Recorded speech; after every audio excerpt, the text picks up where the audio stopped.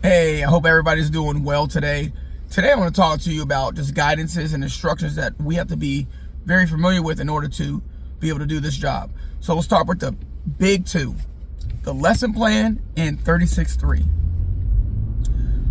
For the lesson plan, if you're walking back from an appointment that you just transit your flight from, teach a class to yourself or to your teammate. So make it an easy class, but go through the format and get yourself real comfortable with the format. So doing drill, normally you have to memorize it. So drill classes can get taught, the same class can be taught by you and your teammate going back to the squadron area and really getting those reps in. So when stand team comes, you could show up and show out and just be able to just say, hey, I got it. I know what I'm doing because you practice so much. And then with your team, you can start talking about how you would apply first issue shoes. What do you need to do before? You start teaching the class. What things need to be set up? Things like that to get you mentally prepared. And then with the lesson plan too, look, get your section chief. Get your section chief involved. Say, hey, sir, I would like to teach like first issue shoes. How would you teach it? Hey, sir, for linen exchange bed, for application, what would you do here?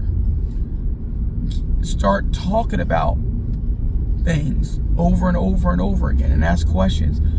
And then actually do a class. Now, do it outside, your 90-90, outside of your 180s and stuff like that. Show people why you are here. For 36.3, and how I started to memorize 36.3 was when I would push my flight through the dining facility, I would read one chapter at a time. Now we'll start with chapter 2. Just start reading it, boom, knocking it out. Maybe highlighting what I was like, wow, I really had no idea of that whatsoever.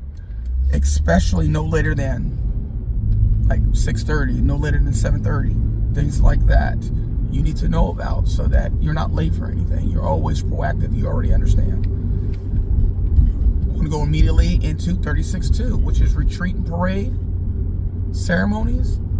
Listen, what I would recommend you do is do it and then read it.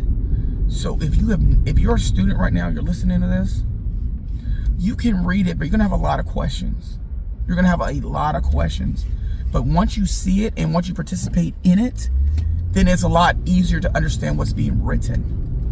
So this is my recommendations for 36.2. Let's go over the drill and ceremonies manual, which is the Air Force pamphlet 34-1203. This teaches the MTI what they need to do for each drill movement. For example, the 34-1203 does not always match the lesson plan, believe it or not. Let me give you some examples so that you can understand. For present arms in order arms, lesson plan, center line of the body. For 1203, most direct path. Lesson plan, parade rest, feet 22.5 degrees. 1203, doesn't say it. For open ranks, you don't have to be centered at 6 paces from the first element. You can call open ranks from anywhere. You don't have to call count off before you say open ranks. Now, is it a good idea? Probably. But you don't have to. There's no dinging on there for like control. The evaluator doesn't have to say the command of left flank when you're going from one element to the next element. So say you're marching down, left flank, heart, and you do your 2 pivots. They can just say flank or just say go. And that's it. That is not a requirement. So, or how about this? A lot of people make a mistake in open ranks when after you salute in to the evaluator and you do your left face, you say second, third, or fourth elements, parade, rest. What they do is they take 3 weird steps. It's actually, they do half left and facing. And it's as many steps as necessary to be 1 pace behind the inspector. So remember, the inspector is right up on the trainee and you're 1 pace back. And there's no arm swing while you do it. Just read it. Don't believe me. Just read it. Another instruction that you need to be familiar with is 48-151. Because in Texas, it's hot. So heat stress prevention. So you got to know it. And you got to have those visual aids on you too.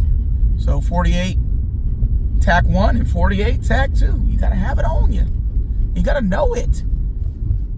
Keep your trainees safe. 36-2005. That PT life. Knowing PT, knowing the regulations, knowing what it says, knowing what uniforms are required with what temperature, knowing the 2 types of sustain and gust miles per hour to cancel PT. These are the things that you need to be worried about and you need to understand, along with the flag ignition, of course, for PT as well, because just because it's wintertime don't mean it's not hot in Texas. Standing Evaluation Certification Guide. It's how you're going to be evaluated. Whether you think it's a guide or you think it's a regulation, I consider it a regulation because I'm going to use that to properly and objectively grade whoever I'm evaluating according to that guide. So it'll behoove you to know it. It doesn't know it whether you're a trainer or not. Just know it. You got it. And then ask questions about it. And then we have the guidance that I don't know about, still kind of new to me when I left, but there's a guidance on the training process of 1 to 2, then 1 to 2, then 1 through 7. And what classes are mandatory in those 1 to 2, 1 to 2, 1 through. We talked about a lot of regulations, and this is what I would like to say. Make your time worth it.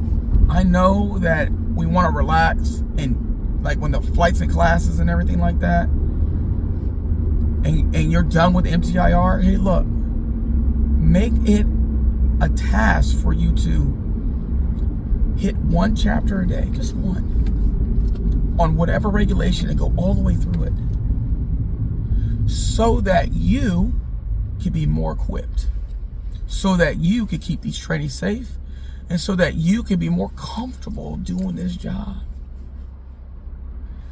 We need strong MTIs.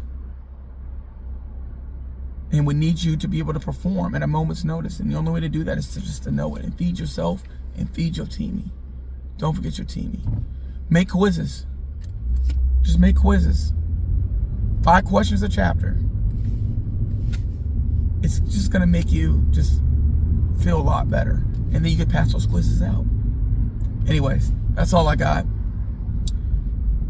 I hope that this job that you're doing, I hope you find a lot of fulfillment, because I love being an MTI. I love it. And I hope you do too. All right, God bless. Take care.